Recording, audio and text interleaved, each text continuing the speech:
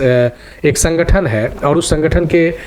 जो secretary general हैं SB Yadav, इन्होंने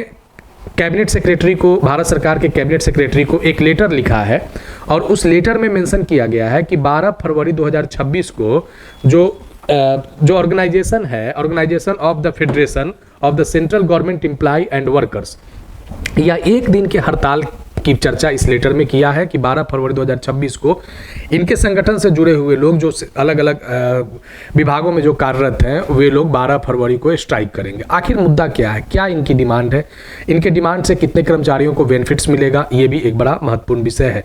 12 फरवरी की इस स्ट्राइक में कौन कौन सी बातों को रखा गया है, इसमें इन्होंने कुछ स्ट्राइक एक्शन इज इनक्लोज्ड करके इन्होंने यहाँ पे कुछ बातों को मेंशन किया है, जिसमें चैप्टर ऑफ डिमांड्स में इन्होंने 2 पार्ट में इस लेटर को लिखा था। तो चैप्टर ऑफ डिमांड्स जो है सो कर्मचारियों को डायरेक्ट बेनिफिट देने वाला है। तो देखेंगे कि ये जो कर्मचारी संघ है ये कौन कौन से मांग जो है वो कैबिनेट सेक्रेटरी के सामने रख के स्ट्राइक की बात को किया है। 12 फरवरी को इस स्ट्राइक में जाने के लिए ये लोगों ने सरकार के सामने इन बातों को मनवाने की कोशिश करेंगे कि आने वाले समय में इससे कर्मचारियों को बेनिफिट हो सके। सबसे पहले यहाँ पे देखिए कि जो बातें किया गया है कि मर्ज 50% डीए डीआर विथ बेसिक पे, यानी अभी जो बेसिक पे जो अभी बढ़ के 1 जनवरी 2026 से 60% जो होगा, तो यहाँ पे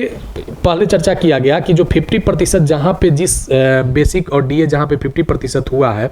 वहाँ से ही बेसिक पे में या पेंशन में उस 50% को मर्ज कर दिया जाए। और एचसीपीसी को लागू होने में अब भी 18 महीने से 24 महीने लग सकते हैं, संभावना है।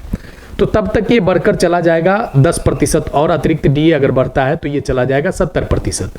यानी 50% बेसिक में मर्ज करने की बात किया जा रहा है और 20% जो बचा हुआ डीए डीआर जो होगा उस पे एक इन लोगों ने डिमांड किया है कि उस पे एक अंतरिम राहत दिया जाए।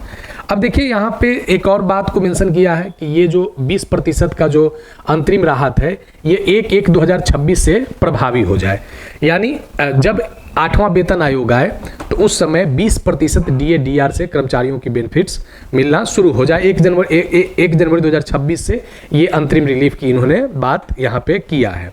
अब देखिए एक बड़ा महत्वपूर्ण मांग यहाँ पे कह सकते हैं कि एनपीएस यूपीएस को रीस्टोर करने की यहाँ पे बात किया गया है। केंद्र में लगभग अभी 50 लाख सेंट्रल एम्प्लॉई हैं और 50 लाख में से लगभग बात करें तो 50% यहाँ पे जो एम्प्लॉई हैं एनपीएस और यूपीएस में 50% हैं, और जितना एनपीएस और यूपीएस में है उतना ही लोग ओपीएस में भी लगभग ये आंकड़ा है, यानी 50% का बराबर आंकड़ा है। तो यहाँ पे इसमें उन कर्मचारियों के लिए भी बात किया गया है जो एनपीएस और यूपीएस में है कि इन लोगों के लिए ओपीएस जो है सभी कर्मचारियों के लिए रीस्टोर कर दिया जाए।